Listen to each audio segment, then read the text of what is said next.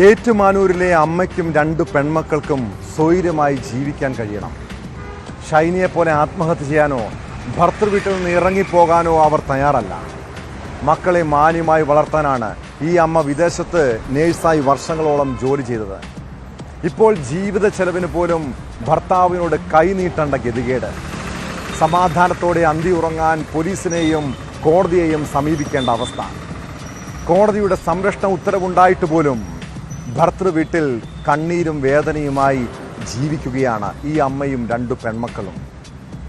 ഭർത്താവ് ജോമോനോട് വീട്ടിൽ പ്രവേശിക്കരുതെന്ന് കോടതി നിർദ്ദേശിച്ചിട്ടും അക്രമങ്ങൾ തുടരുന്നു. കേസിലെ നിർണായക തെളിവായ മൊബൈൽ ഫോണും അയാൾ എറിഞ്ഞു തകർത്തു. ഈ നാട്ടിലെ നിയമത്തിന് പോലും പുല്ലുവില കൽപ്പിക്കുന്ന ഇയാളെ അഴിക്കുള്ളിലാക്കാൻ പോലീസിന് കഴിയുമോ?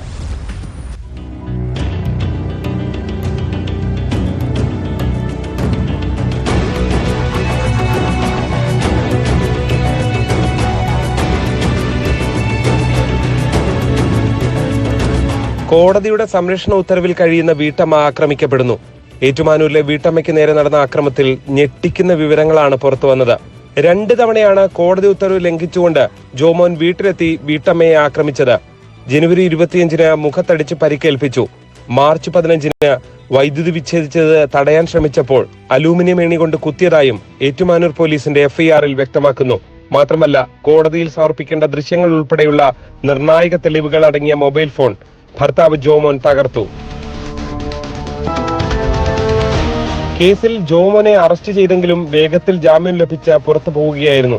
19-കാരിയായ സ്വന്തം മകളെ അടക്കം ആക്രമിച്ചിട്ടും പ്രതി സ്വൈര്യവിഹാരം തുടർന്നു. ജോമോൻ പ്രവേശിക്കരുത് എന്ന് കോടതി നിർദ്ദേശിച്ച വീട്ടിലെത്തിയാണ് അക്രമങ്ങൾ അത്രയും. പോലീസ് കേസും കോടതിയുമായി മാസങ്ങൾ കയറിയിറങ്ങിയിട്ടും നീതി മാത്രം അകലെയാണ് ഈ വീട്ടമ്മയ്ക്ക്.